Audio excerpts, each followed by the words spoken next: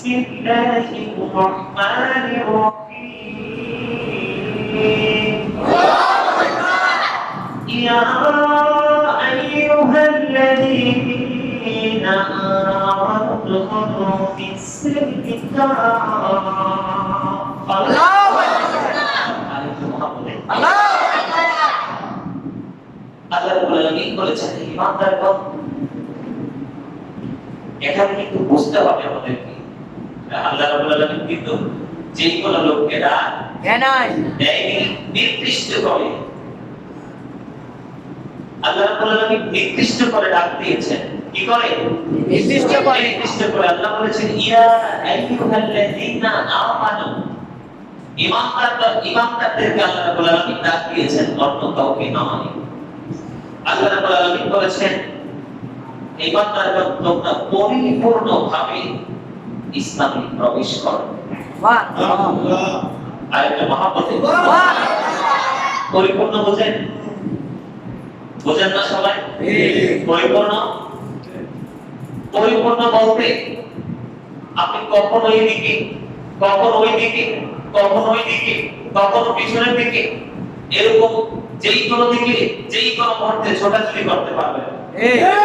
কি করতে পারবেন না? এটাকে আমাদের দেশে বাংলাতে আঞ্চলিক ভাষায় বলা হয় যেদিকে বৃষ্টি সেদিকে ছাতা। এটা একদম বাস্তব কথাটা বলে দিলাম। কি? যেদিক থেকে বৃষ্টি আসবে আমি সেই দিকে ছাতা ধরবো। আমি পরিপূর্ণভাবে ইসলামে এখনো আসতে পারি না। যদিও আমার টুপি আছে, দাড়ি আছে, লম্বা জুব্বা আছে, আমার নামাজ রোজা সব কিছু দান সাদকা সবই ঠিক আছে, কিন্তু আমি এখনো পরিপূর্ণ ঈমানদার নই। আল্লাহ ঈমানদারদেরকে ডাক দিয়ে বলেছেন তোমরা পরিপূর্ণভাবে তোমরা ইসলামে প্রবেশ করো। পরিপূর্ণ শব্দটা এখানে ইউজ করা হয়েছে, অনেক গভীরে যেতে হবে, অনেক ডিপলি চিন্তা করতে হবে, তখনই কিন্তু সেটার উত্তর বের হয়ে আসবে। কথা বলেন ঠিক? আমার সাথে একমত কিনা?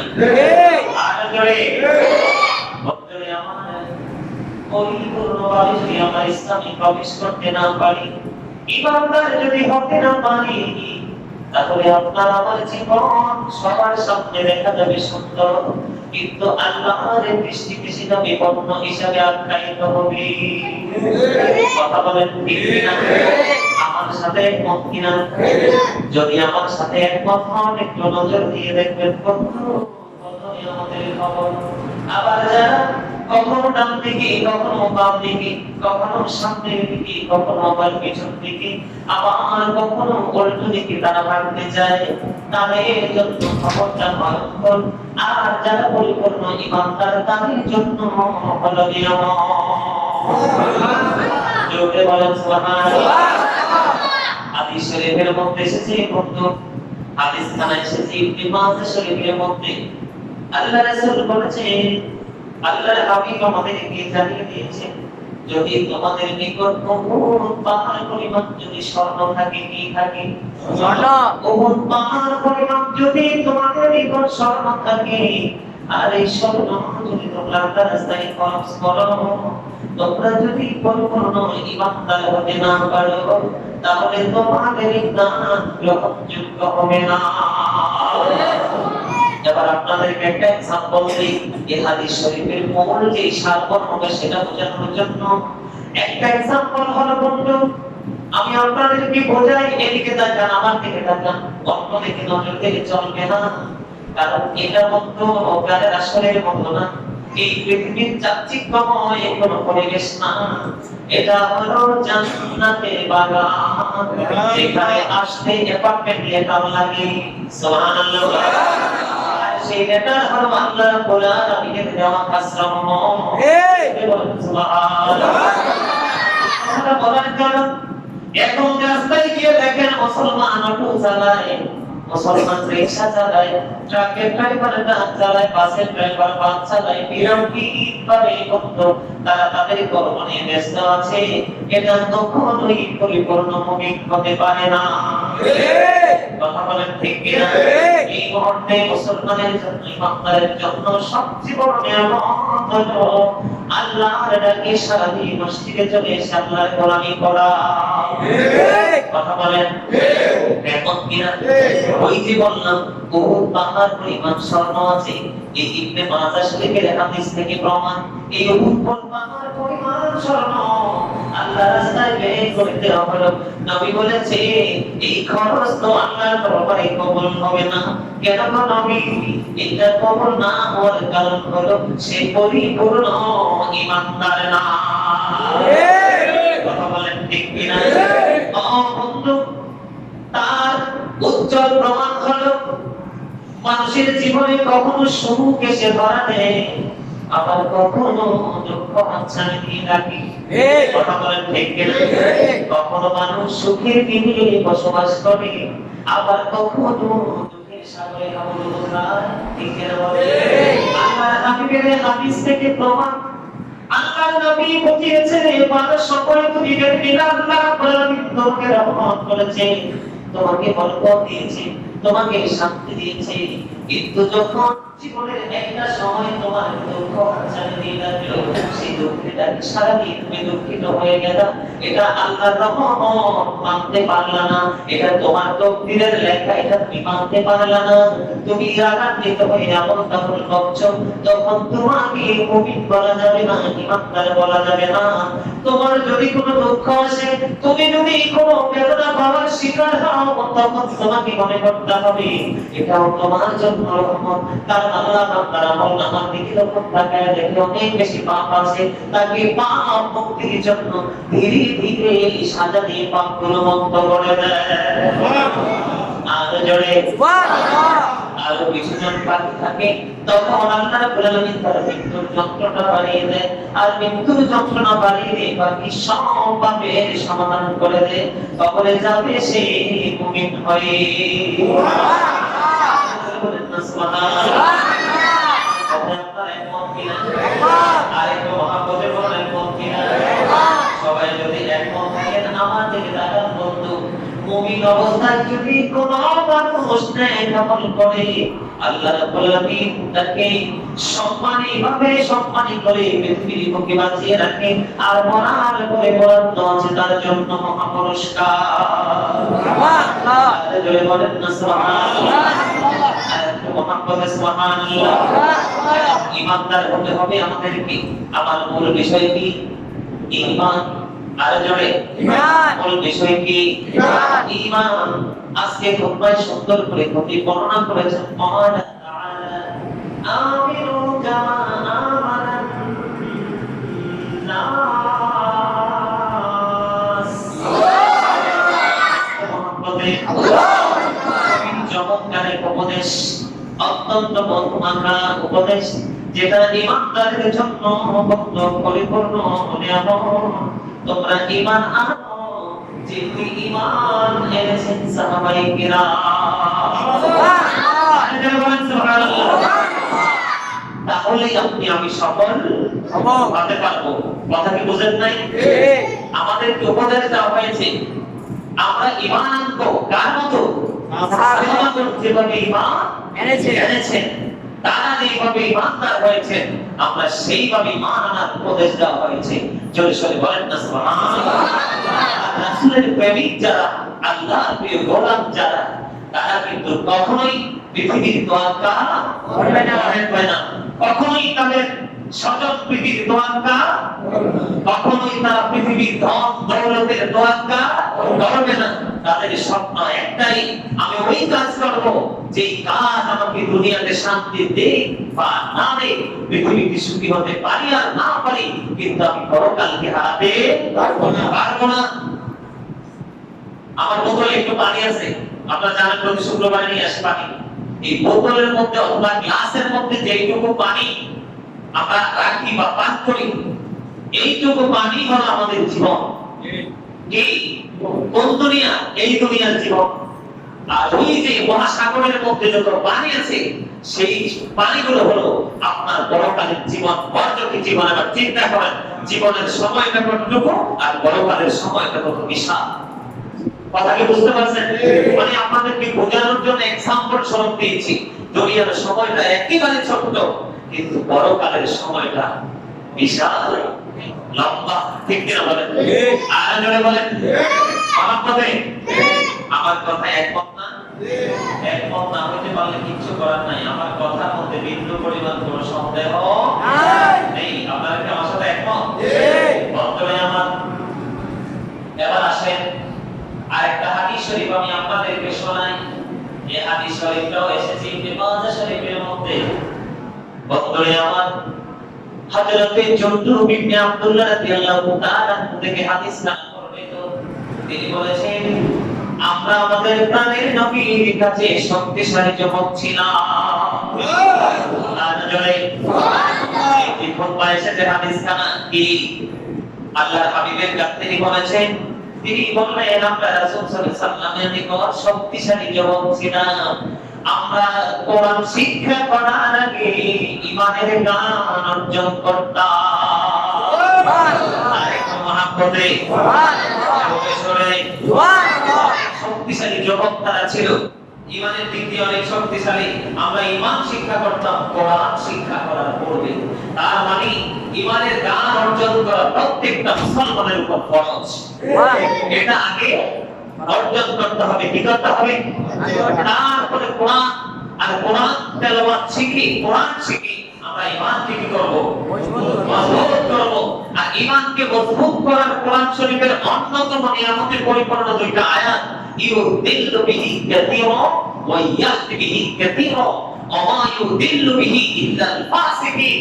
আল্লাহ রাব্বুল আলামিন কোরআন দিয়ে কাউকে হেদায়েত দান করবে, তবে আবার কাউকে পথভ্রষ্ট করেন। আপনি কোন কোরআন পড়ছেন? যদি আপনি ঈমানের দিক দিয়ে পরিপূর্ণ হতে না পারেন, তাহলে আপনার কোরআন তেলাওয়াত কবুল হবে না, আপনার নামাজ হবে না। এই জন্য আমি ওই কোরআনের আয়াতের পাশাপাশি ইবনে মাজাহ শরীফের ছোট্ট হাদিস শরীফটা আগে আপনাদেরকে শোনাইছি। উহুদ পাহাড় পরিমাণ স্বর্ণ আপনার কাছে আছে, আর সবগুলো আপনি আল্লাহর রাস্তায় কুরবানি করে দিলেন, কিন্তু আপনি পরিপূর্ণ ঈমানদার না, আপনার দান আল্লাহ রাব্বুল আলামিন কবুল করবে না।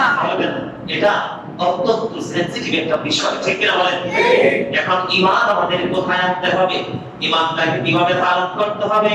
হাদিস শরীফের মধ্যে এসেছে, বন্ধু, ওয়া উসুলুল ঈমান কামা ওয়ারাদা ফি হাদিসি জিবরিল ফাগফিরনি ওয়া আখবিরনি আনিল ঈমান।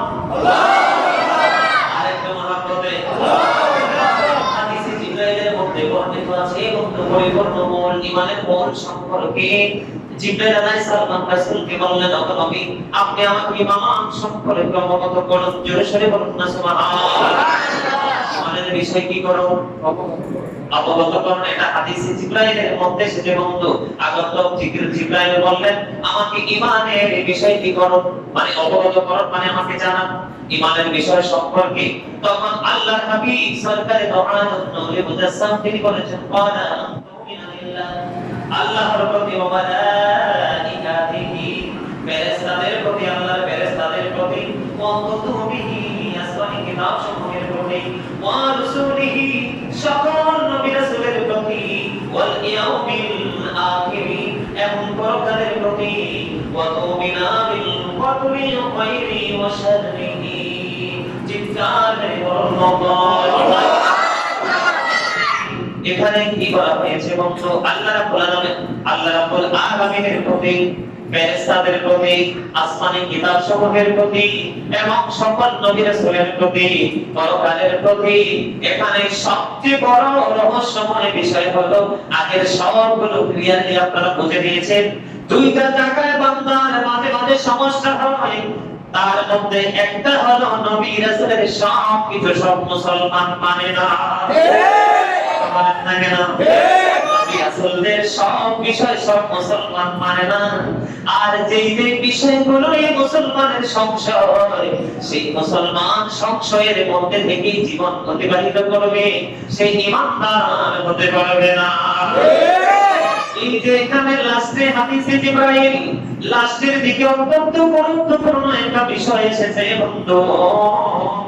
ওয়াতুমিনা বিল কদরি খায়রি ওয়া শাররিহি, তকদীরের ভালো মন্দ মানুষ অনেক সময় মেনে নিতে চায় না। যেটা প্র্যাকটিক্যালি আমিও অনেক শুনেছি, আমি মানুষের কাছে আল্লাহ আমারে শুধু দুঃখ দেয়, এটাকে চলতে না। এরকম আছে না নাই? কিছু বোকা মানুষের এমন মন্তব্য আছে, তকদীরের ভালো মন্তব্যও বিশ্বাস করতে পারলে সে মুমিন। আপনার হয়েছে মুমিন না, সুখের দিনে শুধু আনন্দিত হবেন, উল্লাসিত হবেন, নাচবেন, কিন্তু দুঃখের দিনটা মেনে নিতে পারবেন না, তকদীরকে বিশ্বাস করতে পারবেন না, আপনি কখনোই মুমিন না, কখনোই ঈমানদার না। ঈমানদার হতে হলে অত্যন্ত টেকসই হতে হবে, ঠিক কিনা বলেন? আর জোরে দক্ষিণ দিক দিয়ে বাতাস আসবে, মোকাবেলা করতে হবে। উত্তর দিক দিয়ে বাতাস আসবে, সেটা দিকে ফিরে মোকাবেলা করতে হবে। পশ্চিম দিয়ে বাতাস আসবে, প্রবল বেগে ঝড় আসবে, তার দিকে তাকিয়ে মোকাবেলা করতে হবে। আমি বুঝতে পারতেছি পিছন দিক দিয়ে দমকা হাওয়া আসতেছে, আমি পিছন দিক থেকে মুখটা সেই দিকে ঘুরে আমি মোকাবেলা করতে হবে। তখনই আমি হব ঈমানদার, নয়তো আমি ঈমানদার বলা আমার নিজের পক্ষে নিজে জুলুম করা। ঠিক কিনা বলে? একমত কিনা? বৃষ্টি আসছে দক্ষিণ দিক দিয়ে, শক্তিশালী ছাতা দক্ষিণ দিকে দিয়ে দিলাম, আর খবর নাই এই সমস্ত নামাজের নামাজ আল্লাহর দরবারে কবুল হবে না। কোরআন এবং হাদিস থেকে 100% প্রমাণ। এটা আমার কথা নয়। এবার আমার দিকে তাকান, আর একটু মহব্বতে আমার দিকে তাকান।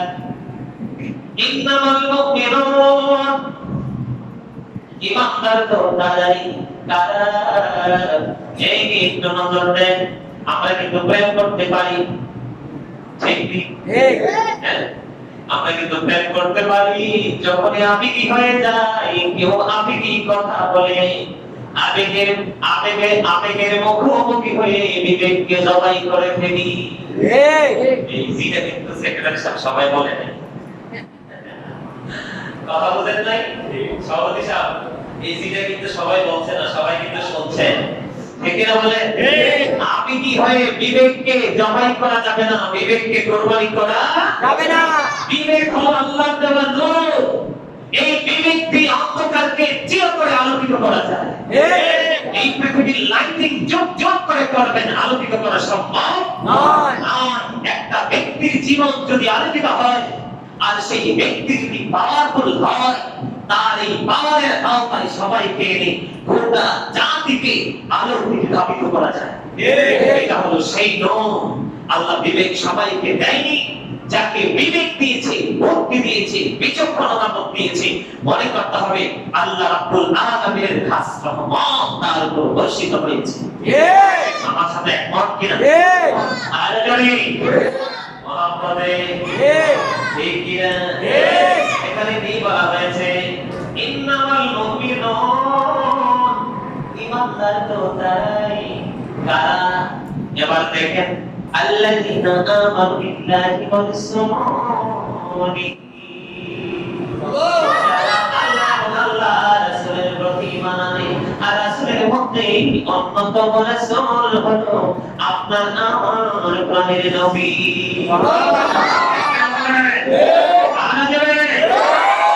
নবী নূরমাতি একে পক্ষে হাত তোলেন, আর জোরে হাত নামান।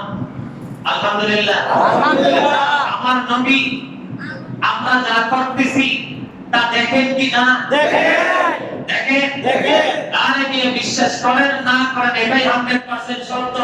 আল্লাহ হাবিব হাদিস শরীফের মধ্যে এসেছে, আল্লাহ হাবিব বলেছেন এই হাতের তালুটাকে যেমনি ভাবে একবার প্রত্যক্ষভাবে ধর্ষণ করা যায়, আমি নবীর কাছে পৃথিবীর শুরু থেকে শেষ পর্যন্ত এমনই মনে হয় আমি ঠিক এমনি ভাবে স্পষ্ট সব কিছু দেখতে পাই। এটাকে বিশ্বাস করার নাম হলো ঈমান। ঠিক বলে? ঈমান এমন একটা জিনিস, এটা কি করা যায় না, পঞ্চ ইন্দ্রিয় দিয়ে কি করা যায় না, অনুভব করা যায় না। এটা শুধু আপনার এমন একটা জিনিস, এটা শুধু অন্তরের বিশ্বাস দিয়ে এটাকে কি করা যায়, বিশ্বাস করা যায়। ঠিক কিনা বলেন? একমত কিনা? এমন একটা জিনিস অদৃশ্যে বিরাজমান, এটা একমাত্র আপনার অন্তরের বিষয়, কর্মের বিষয়, বাহির দিয়ে এটাকে দেখার কোনো সুযোগ নেই। আমার সাথে একমত? যাবে। এই জন্য অত্যন্ত চমৎকার ভাবে বলা হয়েছে আল্লাযীনা আমানু বিল্লাহি ওয়া রাসূলিহি। বলেন সুবহানাল্লাহ। আল্লাহ তাআলা রাসূলের উপর ঈমান আনে। তারপরে বলা হয়েছে সুম্মা লাম ইয়ারতাবু। বিশ্বাসটা এমন ভাবে করে এই বিশ্বাসের মধ্যে তাদের কোনো সন্দেহ নাই। কি কথা বুঝেন নাই? বিশ্বাসটা এমন ভাবে করছি আমরা যে বিশ্বাসের মধ্যে কোনো খাদ নাই, বিন্দু পরিমাণ কোনো সন্দেহ নেই। তারপরে দেখেন, তারপরে কি বলা হয়েছে ওয়াজাহাদু বি আমওয়ালিহিম ওয়া আনফুসিহিম ফি সাবিলিল্লাহ।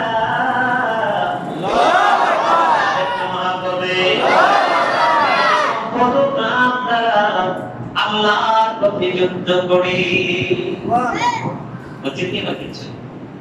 কিছু বোঝা যায় না। প্রথমে কি বলা আছে? আল্লাহ রাসূলের প্রতি ঈমান আনা। এই ঈমান আনার মধ্যে কোনো সন্দেহ নাই। এখানে কিন্তু সীমাবদ্ধ না। এখানে বলা হয়েছে অত্যন্ত চমৎকার ভাবে এখানে আপনার বলা হয়েছে যে আমাদের কি করতে হবে? আমাদের ধন সম্পদ যা আছে, জীবন আছে, প্রয়োজনে তা দিয়ে ইসলামের জন্য যুদ্ধ করতে হবে। এখন আমার বাকিরা অপরাধ করছে, ভাই আমি কি এমনি কই করবো, আপন বোনের করে থাকি না। মামু বাকিরা কি যুদ্ধ তৈরি করা যায়? যায় না। চাচা বাকিরা যুদ্ধ তৈরি করা, যুদ্ধ করা যায়? বাবা ছেলে যুদ্ধ করা যায়? কথা বলেন না কেন? আরে বলে যায়, 100 বার যায়। যদি ধর্মীয় অনুভূতি কোনো আঘাত আসে, তখন কোন বাবা ভাই কোন পরিচয় নেই। সেই শিক্ষা দিয়েছে হযরত ওমর। তার বাবার দেহ থেকে কল্লাটা আলাদা করতে একটা সেকেন্ড দেরি করে নাই। জোরে বলেন না সুবহানাল্লাহ। ধর্মের জন্য, ইসলামের জন্য আল্লাহ রাব্বুল আলামিন অত্যন্ত চমৎকার ভাবে আমাদেরকে জানিয়ে দিয়েছেন কি করা যায়। যুদ্ধ করা যায়। ইসলামের জন্য যুদ্ধ করতে হবে। আমার নবী যুদ্ধ করেছেন, সাহাবায়ে কেরাম যুদ্ধ করেছেন, করেছেন কিনা? আমাদেরকে কি করতে হবে? যুদ্ধ করতে হবে। যদি আমরা আমার জান মাল সম্পত্তি যদি আমরা যুদ্ধ করতে পারি, তারপরে অংশটা দেখেন উলাইকা হুমুস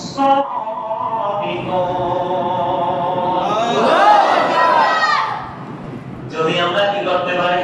আল্লাহ রাসূলের প্রতি পরিপূর্ণ ঈমান আনতে পারি, এটার মধ্যে কোনো সন্দেহ থাকতে পারে না, সন্দেহ থাকবে না।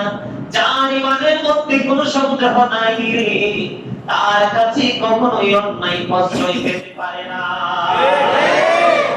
যার অন্তরে ঈমান মজবুত করে ধরে রেখেছে, সে কখনোই পৃথিবীর সাময়িক সময়ের প্রেমের জন্য, আবেগের জন্য কখনোই সত্যকে প্রত্যাখ্যান করতে পারে না।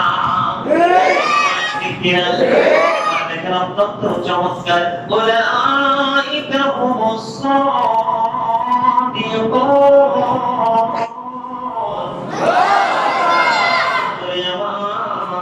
তারাই ঈমানের দিক দিয়ে সত্যবাদী।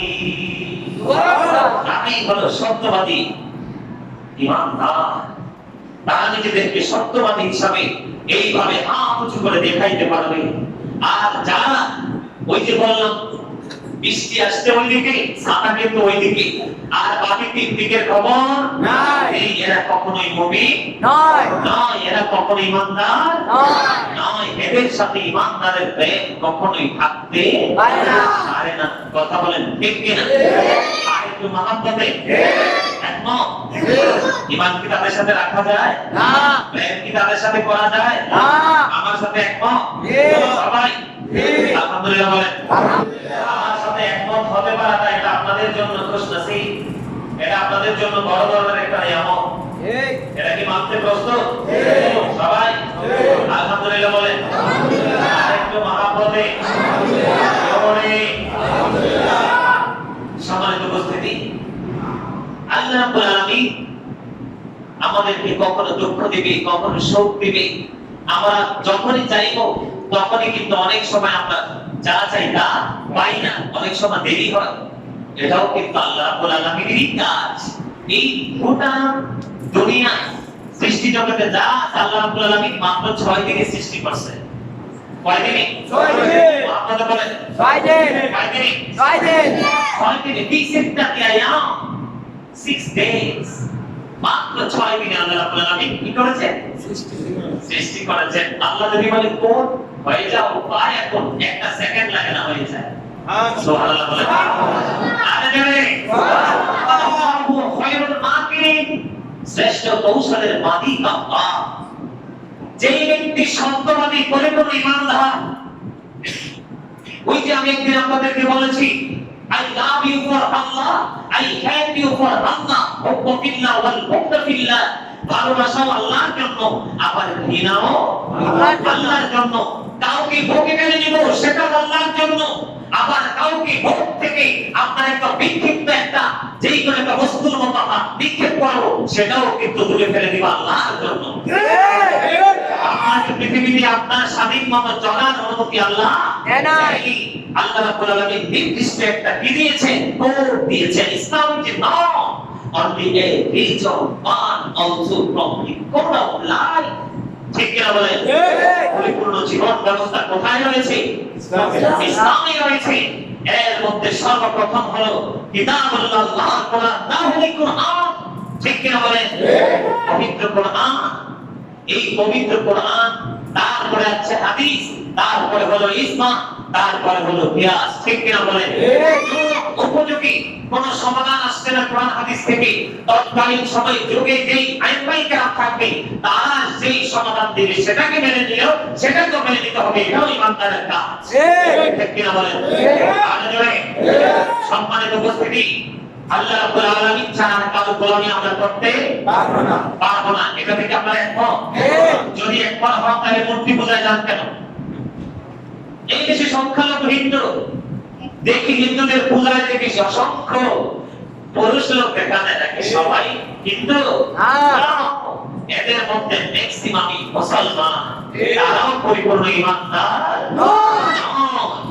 তারা কখনোই পরিপূর্ণ ঈমানদার নয়। আল্লাহ রাব্বুল আলামিন কোরআনে বলেছে কি জানেন? তোমাদের সবগুলো মূর্তি যদি একত্রিত করো, তারপরেও সবার সামনে দিয়ে যদি মাসি কিছু নিয়ে যায়, তোমাদের মূর্তি সেটাকে আটকাতে পারবে না। ঠিক কিনা বলেন? আমার সবগুলো মূর্তিকে একত্রিত করলেও একটা মাসি তৈরি করতে পারবে না। আমার সাথে একমত সবাই? আরো জোরে বলেন আলহামদুলিল্লাহ। বলেন না আলহামদুলিল্লাহ? আলহামদুলিল্লাহ।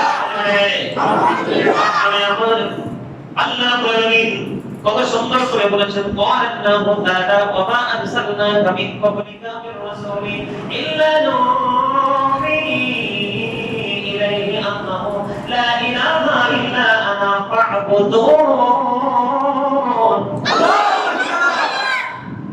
মুহাম্মদ বলেন না আল্লাহু আকবার। আরে আল্লাহু আকবার। এই আল্লাহু আকবার বলে কি হবে জানেন? এই ভিতরে যে সামনে কিছু ময়লা জমে না, এগুলো ক্লিন হয়ে যাবে। এটা বলে আল্লাহ ঠিকই। কেউ কি বুকে হাত দিয়ে বলতে পারবে যে আমার ভিতরে ময়লা নাই? যেহেতু ময়লা আছে এগুলোকে ওয়াশ করতে হবে, আর এগুলোকে ক্লিন করতে হলে অবশ্যই জোরে জোরে চিৎকার মেরে আল্লাহু আকবার, সুবহানাল্লাহ, আলহামদুলিল্লাহ বলতে হবে। ঠিক না বলে?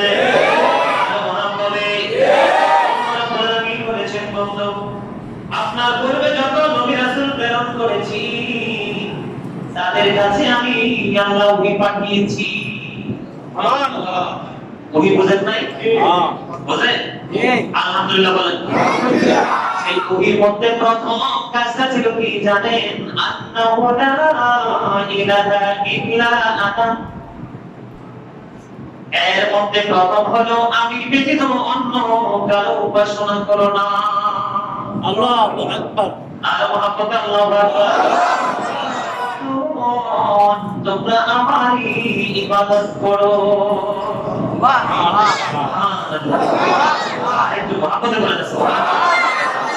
আল্লাহ আমাদেরকে এত আদর করে সৃষ্টি করেছেন। আল্লাহ created the mind fi ayyi suratin ma sha'a rabbaka। আল্লাহর মন মতো করে আমাদেরকে গঠন করেছেন, যেমনি তেমনি কিন্তু খুব আদর করে আমাদেরকে শিখিয়ে দিয়েছেন, তোমরা আমার সাথে কাউকে শরীক করিও না, তোমরা আমার ইবাদত করো। ঠিক কিনা বলেন? আর জানি এটা কি বান্দার জন্য নিয়ামত না? আমি মনে করি অবর্ণনীয় নিয়ামত ইমানদারের জন্য। ঠিক না? এবার আসেন, আপনাদের সকলের পরিচিত একটা সূরা, ছোট্ট একটা সূরা, সূরা ইখলাস। বিসমিল্লাহর সাথে তিনবার পড়লে একটা কোরআন খতমের সওয়াব হয়ে যায়। আল্লাহ জোরে বলেন না সুবহানাল্লাহ, মুহাম্মদ সুবহানাল্লাহ।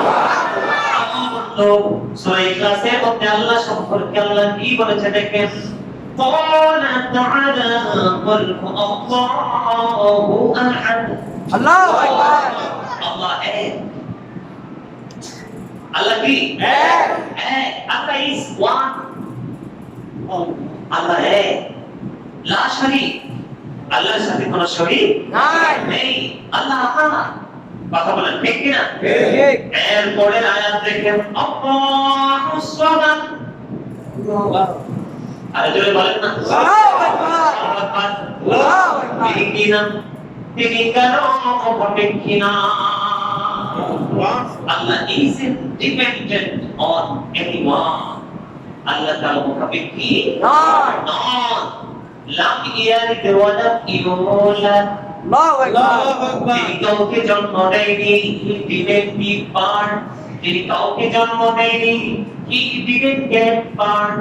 তিনি কারো থেকে জন্ম নেয়নি। চলে বলেন সুবহানাল্লাহ। লাম ইয়ালিদ ওয়া লাম ইউলাদ। Muhammad, there is no one in Allah, তার সমকক্ষেও কেউ নেই। এইরকম একজন স্রষ্টার সৃষ্টি আমরা, আমাদের চাইতে দামি আর কেউ হতে পারে না। আল্লাহ বলেছেন আল্লাহ এক, তিনি কার মুখাপেক্ষী নন, তিনি কার কাউকে জন্ম দেননি, আবার উনি কার থেকে জন্ম নেননি। আল্লাহ সমকক্ষেও কেউ নেই। জোরে সরে বলেন না সুবহানাল্লাহ।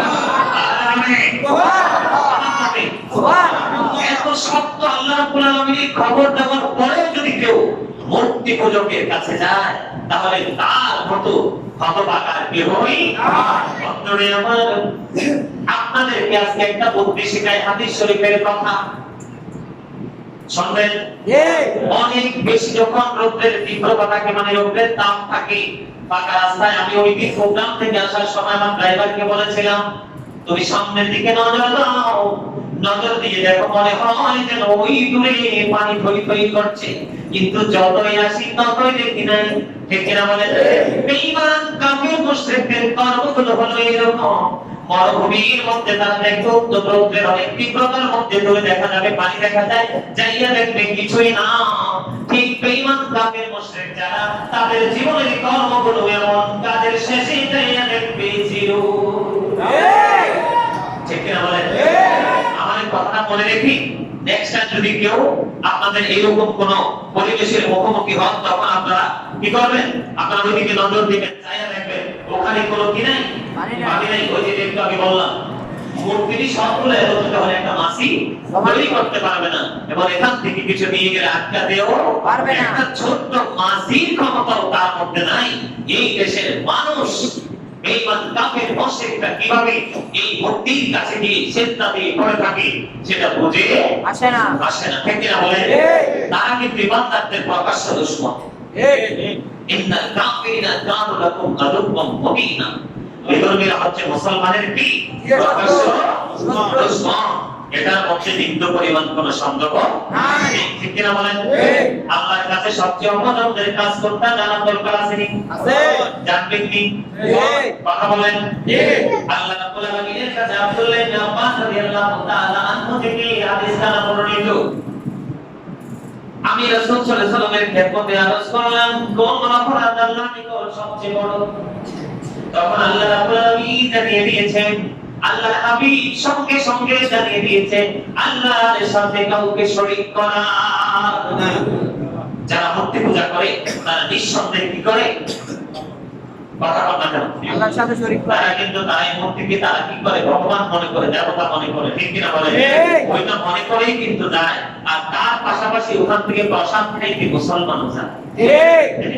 আমার যে হাসতে ইচ্ছা করে, বুঝছেন সেক্রেটারি সাহেব, যখন মাতৃভান্ডারের সামনে দিয়ে যায় মুসলমানের সিরিয়াল দেখে, আমি কই একদিনও কি পেটটা পোস্টাও দেয় না? এবার আপনারা এটা ভালোভাবে নেন আর খারাপ ভাবে নেন, তাদের হাত পা চোখ কান সব কাটা। আমার যারা স্টুডেন্ট লাইফে আমার সবচেয়ে পছন্দের খাবার ছিল মিষ্টি। মিষ্টি বেজে শেষ, ভাত টাত লাগবে না, আমার মিষ্টি দিয়ে চলবে। যখন থেকে ধীরে ধীরে আল্লাহ রাব্বুল আলামিনের এই পথে হাঁটতে হাঁটতে যখন এই পর্যন্ত আসছি, এখন মিষ্টি দেখলে বমি আসে, কারণ এগুলো উৎপাদন করে বিধর্মীরা। যারা এটা প্রস্তাব করে পানি খরচ করে না, পায়খানা করে টিস্যু ইউজ করে না, ভালো করে ইউজ করে না। আমি মুসলমান যারা, তারাও যদি ভালোভাবে আপনার পায়খানা করার পরে টিস্যু ইউজ না করে, মহিলাদের ভুল করেন, তাদের বাম হাতটা ভালো করে নজর দিয়ে দেখবেন, ময়লার গন্ধ পাওয়া যায়। কথা বলেন না কেন? আর যারা কন্টিনিউ অপবিত্র অবস্থায় থাকে, তাদের কোনো ওজ নাই, ক্রোজ নাই, সকাল নাই, রোপণ নাই, তাদের হাতের বোনা মুসলমানের জিহ্বা এত টেস্টি হয় কিভাবে, সেটা আমার জানা নাই। কথা বলেন ঠিক কিনা? কথা বলেন ঠিক কিনা? আমার সাথে ঠিক করলে তো সমস্যা, ওয়াজ বুঝতে লাগলে কিন্তু সমস্যা। যতক্ষণ না বোঝার ভাগ করে থাকতে পারবেন ততক্ষণে ভালো। কেউ জিজ্ঞেস করলে ভাই হুজুরে কি কইছে, আমি তো বুঝিই নাই, কি আমল করবো, ঠিক কিনা বলেন? কথা বলেন ঠিক কিনা? ওয়াজ বুঝতে হবে, ওয়াজ শিখতে হবে। কথা বলেন ঠিক কিনা? আরেকটা ভয়ঙ্কর কথা 2 নম্বরে প্রশ্ন করলাম, তারপরে বললাম। এবার 2 নম্বরে উত্তর দিয়েছে, 2 নম্বর হলো আপন সন্তানকে হত্যা করা। মা বাবা সন্তান হত্যা করে না? করে। তোমার সবাই তো জানে, দেখা যায়। কেমনি করে জানেন কি? বুড়া বয়সে 35 বছর বয়সে যদি কোনো মহিলা বাচ্চা কনসেপ্ট করে, সমাজের মুখ দেখাবো কি করে, এটাকে নিয়ে নষ্ট করে ফেলে দেয়। কথা বলেন না কেন? এই একটা এক্সাম্পল বলছি, আর বেশি বলতে পারবো না, বাকিগুলো আপনারা আমার চেয়ে ভালো বুঝেন। এই জায়গাটা অন্তত কি এই ওয়ার্ডটা আপনারা আমার চেয়ে ভালো বুঝেন, ঠিক কিনা বলেন? অনেক মা বাবা আছে একটা বাচ্চা, 2টা বাচ্চা নেয়, আর আমাদের আমাদের দেশের কিছু অসংখ্য বুদ্ধিজীবী আছে, কয় একটি কেমনে জানি বলে, একটাই যথেষ্ট, কেমনে জানি বলে, একটা ছন্দ মিলাইয়া একটি সন্তানই যথেষ্ট। আবার 2টা হইলে কি জানি বলে।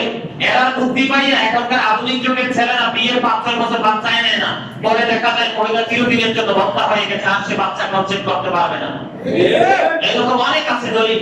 হুজুরের কাছে পানি করার জন্য আসে, পাঁচ টাইম হুজুরের কাছে আসলে তো সঠিক সলিউশনটা হইতো, ঠিক কিনা বলেন? আর যারা বলে ডাক্তার বিজ্ঞানের মধ্যে সন্দেহ আছে, কিন্তু কোরআনে হাদিসের মধ্যে বিন্দু পরিমাণ কোনো সন্দেহ নাই। এটাকে তার নিত্যদিনের সঙ্গী হিসাবে যে আপন করে নিতে পারবে, তার জীবনে আর কোনো দুঃখ আসবে না, ঠিক কিনা বলেন? তোমার পাশে বসে তোমার বাচ্চা খাবার খাবে, এই চিন্তা করে তুমি নিজের বাচ্চাকে হত্যা করেছো, তোমার মতো পাপী সৃষ্টি জগতে আর কেউ হতে পারে না, ঠিক কিনা বলেন? পৃথিবীতে যত সৃষ্টি আছে সবগুলো নিজেকে দায়িত্ব কার হাতে? আপনার সন্তান 5টা হলে টেনশন কিন্তু আপনার না, আপনি হুদুহুদি চিন্তা করে মাথা ব্যথা করেন, কিন্তু আল্লাহ সময় হলে ঠিকই রিজিকের ব্যবস্থা করে দেন। কথা বলেন না কেন? আর এই প্রসঙ্গে আর অনেক কথা বলার ছিল, ছোট মুখে বড় কথা বললে শোভা পাবে না, মুরব্বী আছেন এখানে, এই জন্য বলবো না। তবে বর্তমান প্রজন্ম যারা ইয়াং এবং পরবর্তী প্রজন্মে যারা আসবে, তাদের জন্য আমার একটা কথা অনুরোধ থাকবে, তোমরা যখন সময় হবে বিয়ে করবে, তোমাদের বাচ্চা কাচ্চা হবে, কখনোই কিন্তু এই ফাইজলামিটা করো না। যদি করো আল্লাহর রহমত থেকে বঞ্চিত হবে। 3 নম্বরে বন্ধু, খুব খারাপ একটা খবর, এটা কইতাম না কইতাম চিন্তা করতেছি, শুনবেন? আরে মহাপদে 3 নাম্বারটা হচ্ছে তোমাদের প্রতিবেশী স্ত্রীর সাথে অবৈধ যৌন কর্ম করা।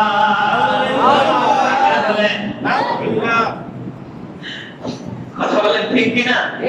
আমাদের সমাজে কিছু আছে না মুরব্বী আছে, ওদের দেখবেন ও আরেকজনের বউ দেখতেছে, কি গো তোমরা বাড়ি কই? এরকম অনেক আছে না? আছে।